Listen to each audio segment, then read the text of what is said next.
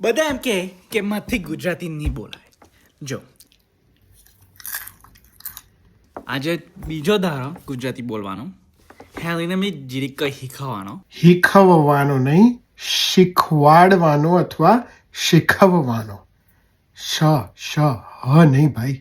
બધા એમ કે મને પ્રોપર ગુજરાતી નહીં આવડે. બધાની વાત બરાબર છે, પણ તારે એમ કહેવાનું ને કે ભાઈ હું ગુજરાતી શીખ્યો જ નથી, આ તો ધોકેણું પકડીને ક્રિકેટ રમવા નીકળ્યો છું, લાગ્યો તો છગ્ગો નહીતર આઉટ. મારું ગુજરાતી બહુ નિહારું. નિહારું નહીં ભાઈ, શુક્લા સાંભળ, એમ કહેવાનું નથી સારું.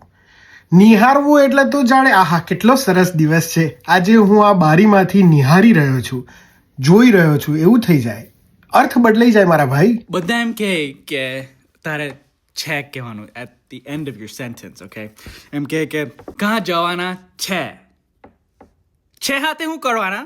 છે સાથે શું કરવાનું? ભાઈ તમે ઇઝ, વોઝ અને વિલ જોડે શું કરો છો? ગરબા ગાઓ છો? હે? કાં જવાના કેટલું મસ્ત લાગે. કાં જવાના. કાં જવાના, બસ. શું કે તું ભાઈ, એ તો કહી દીધું કે ભાઈ છેની જરૂર શું છે, તો ભાઈ એ જ વસ્તુ આપણે ઇંગ્લિશમાં બોલીએ ને તો આવું થાય. I go, you come, we happy. ખબર પડી? છે હાથે તમે શું કરવા? છે એમ જ યુઝલેસ વર્ડ. છે યુઝલેસ હોય ને ભાઈ, તો તું અંગ્રેજી ભાષા એટલે કે ઇંગ્લિશમાંથી ગ્રામર કાઢી નાખ. છે ને બહુ મહત્વનો શબ્દ છે, એના વગર તને છે ને ટેન્સ ખબર ના પડે અથવા ગ્રામર ખબર ના પડે. હું છોકરી, તું છોકરો, એવી રીતે ના થાય. હું છોકરી છું, હું ખાઈ રહ્યો છું, આઈ એમ ઈટિંગ. આઈ ઈટ ના કહેવાય ને. એ જ રીતે આઈ એમ વોકિંગ, હું ચાલી રહ્યો છું, આઈ એમ વોકિંગ. બટ ઇફ આઈ સે હું ચાલુ, આઈ વોક. મેં ગયો, I went. That's not how it works. છું અથવા છે is very important for Gujarati language.